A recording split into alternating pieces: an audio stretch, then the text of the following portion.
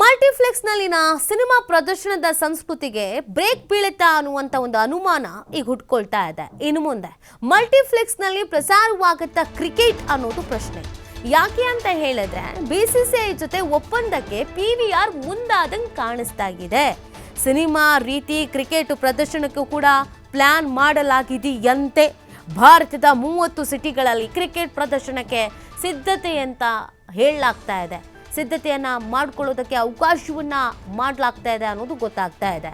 ಬೆಂಗಳೂರು, ಧಾರವಾಡ, ಮಹಾರಾಷ್ಟ್ರ, ಗುಜರಾತು, ಹೈದರಾಬಾದು ಸೇರಿದಂತೆ ಹಲವು ಕಡೆಯಲ್ಲಿ ಪ್ರದರ್ಶನ ಆಗುವಂಥ ಸಾಧ್ಯತೆ ಹೇಳಲಾಗ್ತಾ ಇದೆ.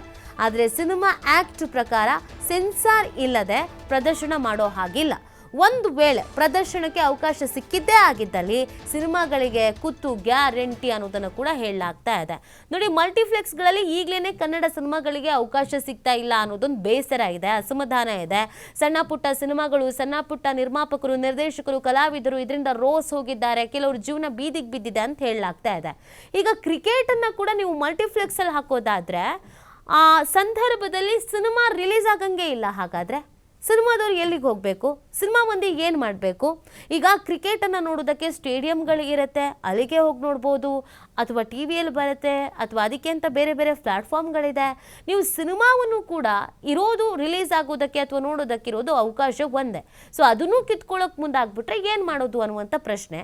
ಈ ಮಲ್ಟಿಪ್ಲೆಕ್ಸ್ಗಳಿಂದ, ಈ PVRಗಳಿಂದನೇ ಈ ಸಿನಿಮಾ ಇಂಡಸ್ಟ್ರಿಗೆ ಭಾರಿ ಹೊಡೆತ ಬೀಳ್ತಾ ಇರೋದಂತೂ ಸುಳ್ಳಲ್ಲ.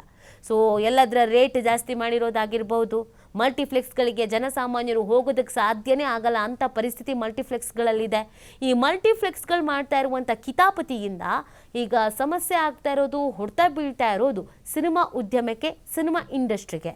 ಇದು ಸಿನಿಮಾ ಉದ್ಯಮಕ್ಕೆ ಸಾಕಷ್ಟು ರೀತಿಯಾದಂಥ ಸಮಸ್ಯೆನ ಆರ್ಥಿಕವಾಗಿ ತಂದೊಡ್ಡುವಂಥ ಸಾಧ್ಯತೆಗಳು ಇದೆ. ಸೊ ಇದ್ರ ಬಗ್ಗೆ ಧ್ವನಿಗೂಡಿಸಬೇಕು, ಹೋರಾಟ ಮಾಡಬೇಕಾದ ಪರಿಸ್ಥಿತಿ ಬರಬಹುದು. ಈಗ ಜಸ್ಟ್ ಮಾತುಕತೆ ಆಗ್ತಾ ಇದೆಯಂತೆ. ಒಂದು ವೇಳೆ ಸಮ್ಮತಿ ಸಿಕ್ಕಿದ್ದೇ ಆಗಿದ್ದಲ್ಲಿ ಸಿನಿಮಾ ರಂಗದವರಿಗೆ ಇದೊಂದು ದೊಡ್ಡ ಆಘಾತ ಅಂತ ಹೇಳಿದರೆ ತಪ್ಪಾಗಲಿಕ್ಕಿಲ್ಲ.